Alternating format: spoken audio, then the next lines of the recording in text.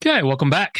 Today we're continuing our review of our third BCBA practice exam, where we're going through the next 10 questions together, breaking them down. If you're new to the channel, welcome. If you're returning, welcome back. Please like and subscribe. If you're looking for our proven study materials, please check out bcbastudy.com. We offer three practice exams, our task list study guide, and of course, our famous combo pack. When you pass your exam, please let us know so we can include you in our Sunday shout out. Other than that, as always, work hard, study hard. Let's get to our questions. Question one. During a screening interview with the potential client, you ask the primary stakeholder what they would like to see changed. The primary stakeholder tells you they would like their child to be more normal. If you're going to take this client on, what should you do? When we are assessing behavior for behavior change, what is very, very important that we take into consideration? Well, we know we want behavior to be observable and measurable, but when we're selecting behavior for behavior change, we really want it to be socially valid and meaningful. And this idea of normal can mean many different things to many different people from many different backgrounds and cultures. So the idea that they want their child to be more normal is not going to be objective, it's not going to be observable, it's not going to be measurable, it might not even be socially valid. So if we're going to take this client on, what do we need to make sure we do? A, do not take this client on. Normal is not socially significant. Well, depending on what their definition of normal is, you might argue it is socially significant. If they're unable to maintain relationships, that has a meaningful impact on their life. So we can't just outright, or we shouldn't just outright reject this client. We need to go a little further. B, attempt to operationally define normal. Okay. Not bad. We can certainly go through the process of operationally defining normal with the client. So B is better than A. Can we find a better answer? Remember, we read all of our answer choices because we're looking for the best answer. C, assess further to see if there are any socially significant behaviors. If not, don't take the client. Okay, even better, right? Instead of trying to operationally define this word normal, just continue your assessment. You do your own personal direct assessment. Don't stop at indirect. Remember, we always need a direct assessment as well. And see, do you identify any socially significant behaviors? So instead of normal, we're actually tackling and changing meaningful, observable behavior. C is just stronger than B. And we're always looking for the strongest, best answer. And then D, try to contact a different stakeholder and get a second opinion. Again, that's fine, but you're still stuck in indirect assessment mode. Indirect assessments are great, useful. You should do them. Direct assessments are always better. You have to do direct assessments before deciding to take on clients. So if you're really going to take this client on, you need to do this direct assessment, assess further to see if there are any socially significant behaviors. And if not, then we don't take the client. Two, of the following, what would be the best indirect assessment to use if you wanted to identify potential skill based targets for your client? This is a 2 or 3 on the difficulty scale, I would say, but it's challenging or testing your ability to read and analyze carefully.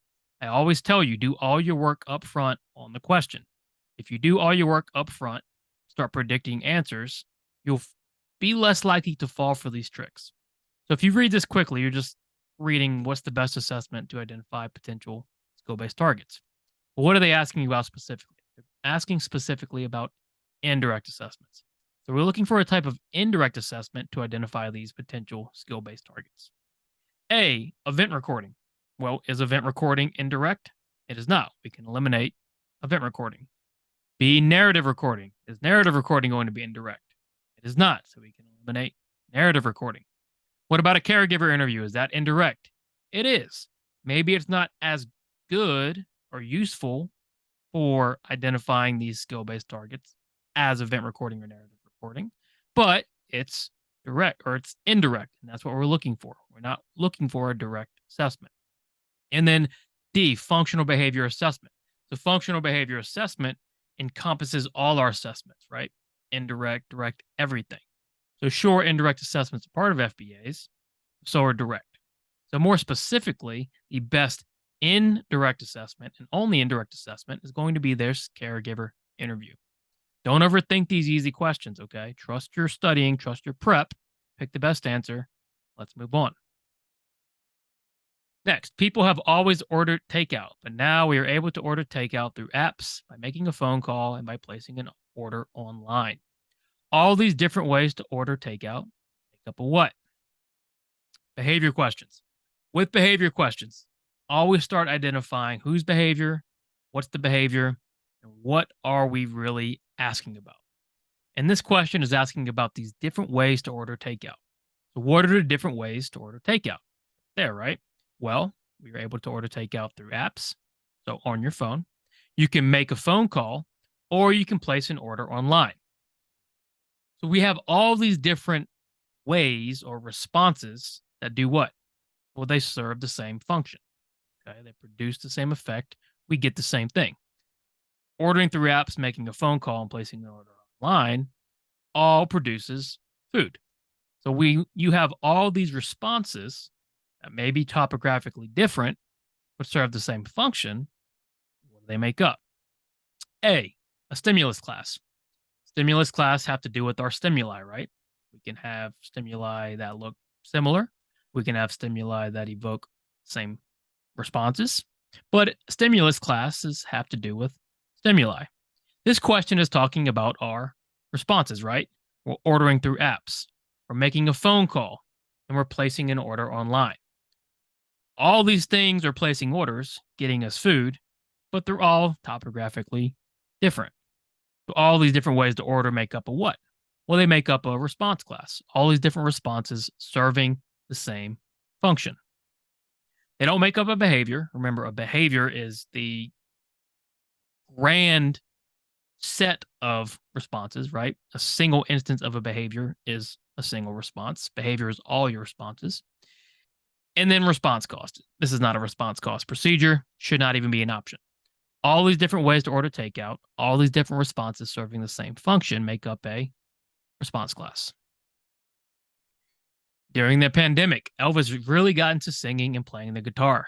Now that he is back at work, he no longer plays or sings, but every now and then he will attempt to just to see if he still has it. Elvis is testing for what? Slow down. Talking about who? Talking about Elvis. What is Elvis doing? Well, every now and then he will attempt to just to see if he still has it. Attempt to do what? Ask yourself. Well, play or sing, right? Previously, Elvis got into singing and playing guitar, learned to sing and play guitar. He practiced. Back at work, no longer plays or sings. So he hasn't tried it in a while. Teaching is over. He hasn't been practicing. He hasn't been taking lessons, all the above, right? But now, every now and then, he wants to see if he still has it. What does this sound like to you? So Elvis is testing for A, generalization. Is Elvis trying to see if he can play in different settings? Is he going from bar to bar or workplace to home to see if he can play? No. He's just occasionally picking up the guitar, seeing if he can still do it. So when we're seeing if we can still do a skill, or if we're asking a client or a learner to just demonstrate a skill every now and then, what are we doing? Well, we're testing for maintenance, right? Has that skill persisted even though teaching has stopped, even though we're not practicing as much anymore? Think about maintenance of counting, maintenance of spelling, maintenance of writing, okay? Those things stick with us because we do it all the time. Something like singing and playing the guitar, if we're not practicing, if we're not learning, if we're not being taught, tend to fade away. So Elvis is really testing to see, have I maintained my skills even though I'm really not playing or singing anymore? Behavior contrast says if a schedule is changed in one setting and behavior changes in that setting, we can expect the behavior to change typically in the opposite way. The other setting, not applicable here. And then stimulus generalization. Are we generalizing? No, we're testing for maintenance, not generalizing across, let's say, different guitars. Okay. All Elvis is do is sing. Can I still do it? Have I maintained my ability to play or sing the guitar? What is a strategy you can use to avoid ratio strain? If you're lucky enough to get a question where they explicitly put, let's say, a term in the question, immediately define the term. Okay, it's going to make the question much easier. So in this case, ratio strain. Well, what does ratio strain say? Ratio strain says if you fade reinforcement too quickly, in other words, you increase the response requirement too quickly, responding might slow down or might stop altogether.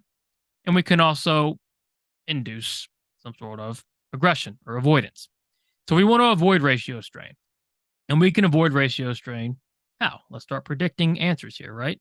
We can avoid ratio strain by making sure we're not fading out the schedule too quickly, by not keeping a schedule set for too long. If we are always constantly for months and months and months providing continuous reinforcement, it just makes it harder and harder to fade, right? Remember, we want to be fading as quickly as possible, okay, to strengthen, maintain, and generalize. So, how can we avoid ratio strain? A, make large leaps in response requirement for your clients. So, this might be going from a continuous schedule to a schedule requiring 10 responses. To you, does that seem like you're avoiding ratio strain, or might you be promoting ratio strain? You might be promoting it. You're rapidly increasing the response requirement, which we're trying to avoid. B, fade the reinforcement schedule significantly each time. B is saying almost the same thing as A, right? We're changing and we're fading the reinforcement schedule significantly, making these huge leaps, right? Which are much more likely to generate ratio strain. C, provide continuous reinforcement for a long period of time.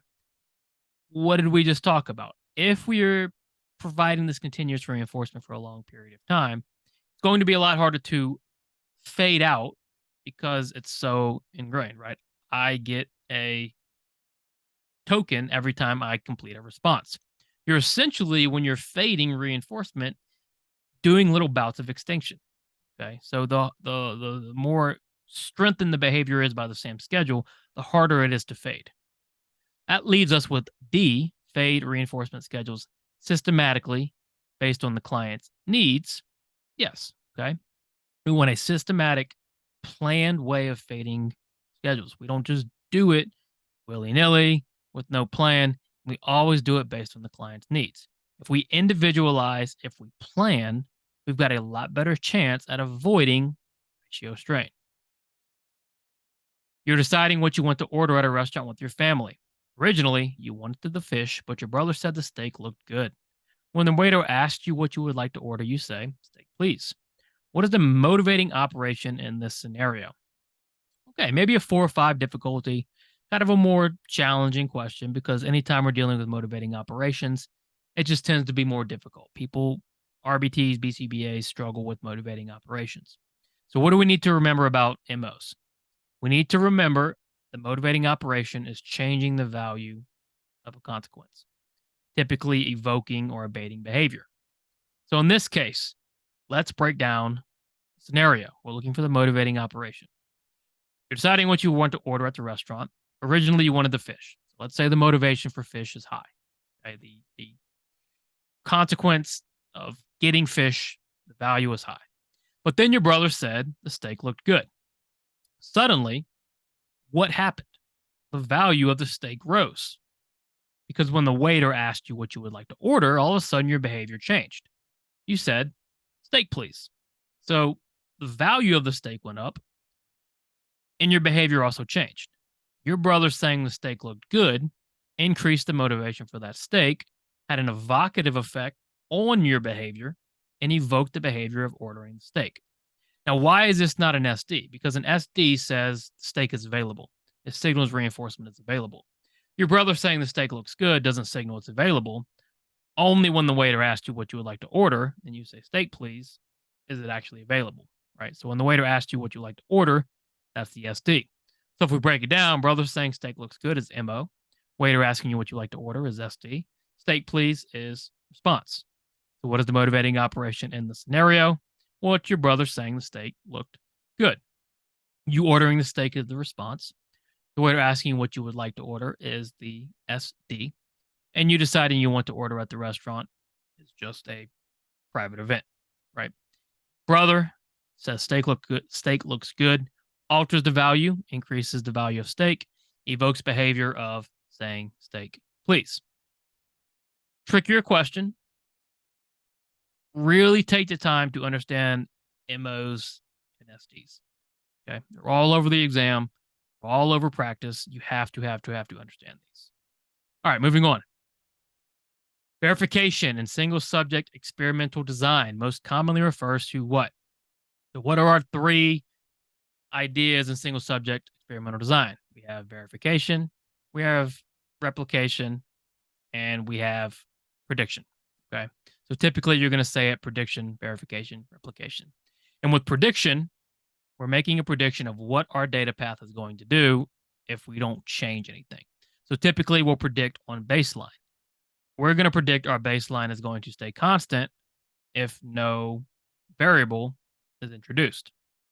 So verification, okay, is typically going to verify our prediction of that baseline, right? We're going to remove the variable we introduced and go back to baseline, try to verify that had that variable not been introduced, nothing would have changed. Replication, typically you'll replicate the variable being introduced by introducing it again.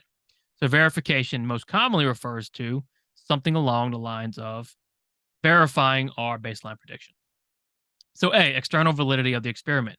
Does verification signal or indicate that our experiment's going to generalize? No. B, baseline data remaining consistent if the IV was never introduced. Perfect, right? We're predicting our baseline data to do a certain thing or have a certain trend. We're saying if no IV is introduced, our baseline data is going to look like this. Verification is going to verify our prediction, like we predicted. C, eliminating all extraneous variables in an experiment. Almost impossible to eliminate all extraneous variables in an experiment. Verification is not doing that. It has nothing to do with compounds or extraneous variables. And then D, the hypothesis related to the outcome. Irrelevant. Verification is when our baseline data remaining consistent if the IV was never introduced. You're verifying your prediction.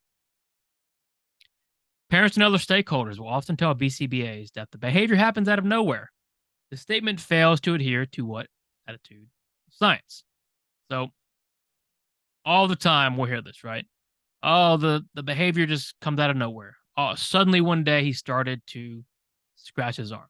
Suddenly someday he started to scream at the top of his lungs. Us as good BCBAs will never take that as our answer, right? Because we know what?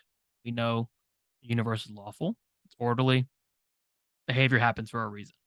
But what statement says behavior happens for a reason as it relates to an attitude of science? A, parsimony. To be parsimonious, okay, we're looking for the simplest explanation. These two things might go hand in hand, but parsimony is not the answer we're looking here for, okay? Philosophical doubt. Philosophical doubt says you're always questioning outcomes, you're always questioning theories, statements. Again, could be related because we are questioning this idea that the behavior happens out of nowhere, but there's a much better answer, a much more specific answer. Determinism is what we're looking for. The parents and stakeholders are not adhering to the idea that behavior happens for a reason, right? Remember, we're looking at the parents' behavior, okay? The parents aren't utilizing philosophical doubt, and the parents aren't being parsimonious, okay? What the parents are failing to do is adhere to determinism by finding an explanation for the behavior. So, lawful explanation for why that behavior happened.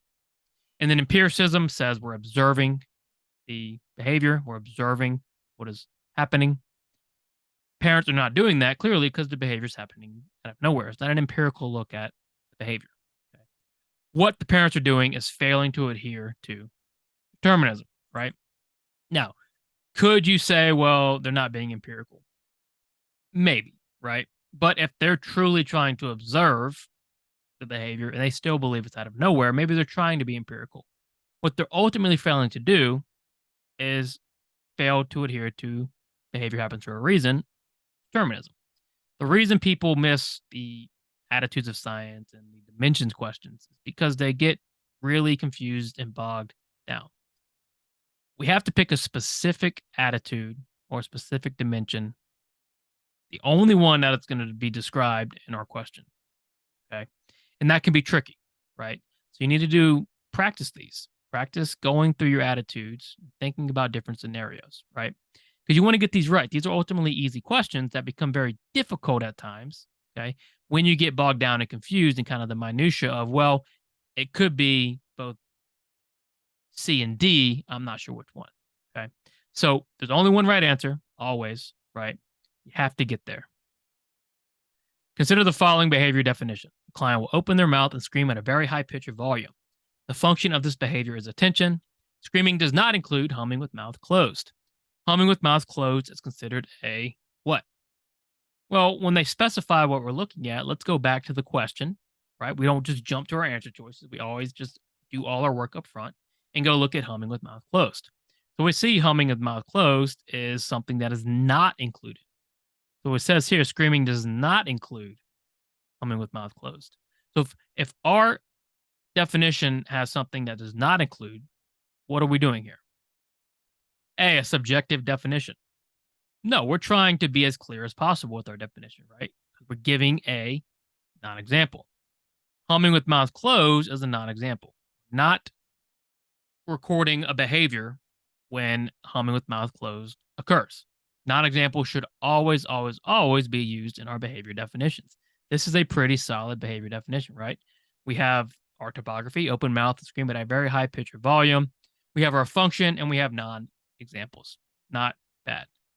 Not a respondent definition, and prime example is not something we are going to use on our exam.